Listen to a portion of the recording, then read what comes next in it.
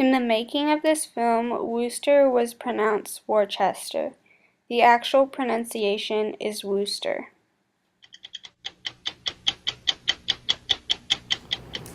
In 1825, Georgia tried to remove the Cherokee Native American tribe from their land. However, the Cherokees had already created the Cherokee National Council in 1808, which was their own form of independent government.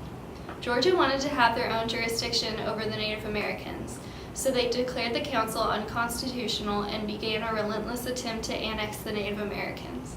Samuel Worcester was then sent to Cherokee land to attempt to convert the tribe to Christianity. For God so loved the world that he gave his only Son, so that everyone who believes in him may not perish but have eternal life. Why do all the Americans want us off our land? We claimed it first. You should know you have legal and political rights.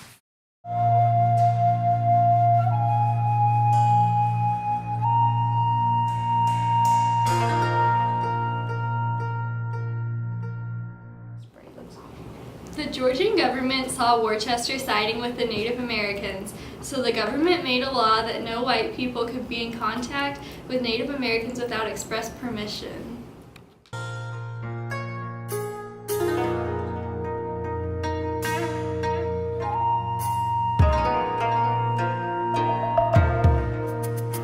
I can't believe Worcester is choosing to side with the Cherokees instead of his own people. I will not stand for this.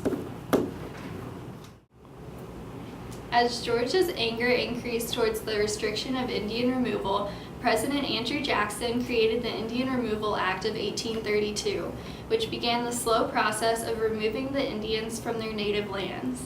But the Native Americans in Worcester decided to challenge the law.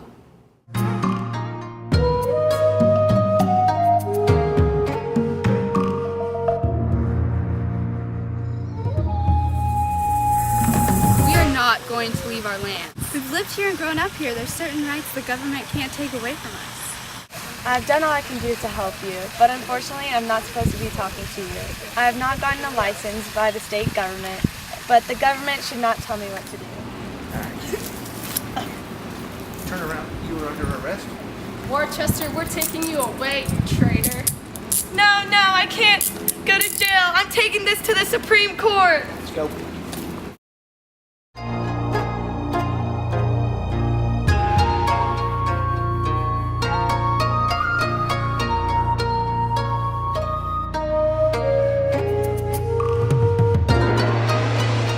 Call to action.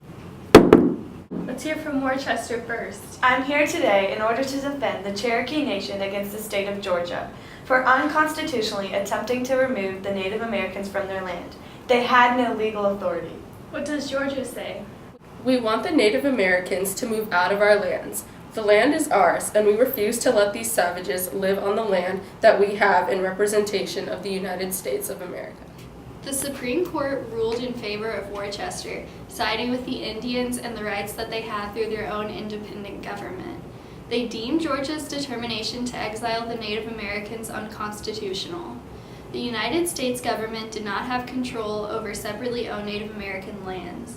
Any interaction with the Indians is under the jurisdiction of the United States government.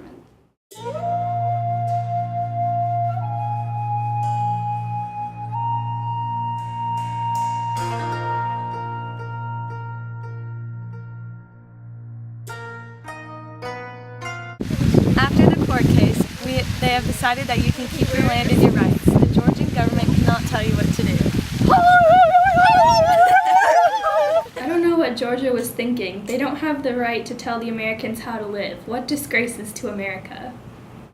Maybe Georgia will finally respect us and stop trying to remove us. Marshall thinks that he can tell us what we can and what we can't do. Well, he's wrong.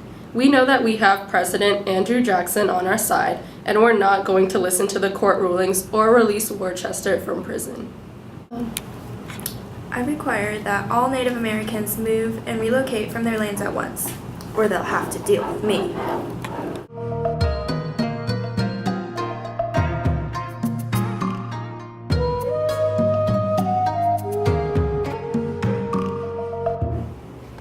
However, the Cherokees refused to move from the lands that they had rights to.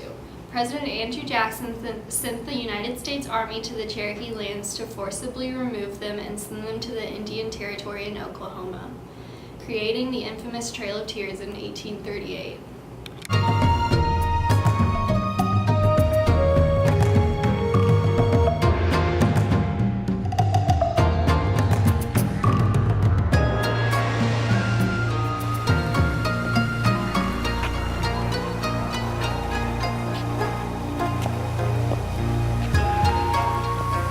I have a removal treaty from 1835 signed by some of those Indians. One man's lost is another man's gain.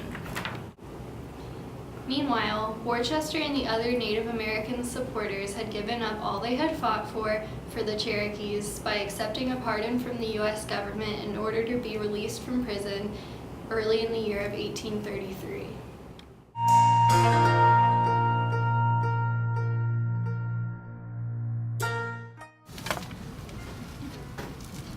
Years later, the U.S. government revived John Marshall's decision for Worcester that Native American tribes are entitled to their own rights of land and government. The Native Americans use this decision today in any situation in which the United States government begins to encroach on their territory and rights.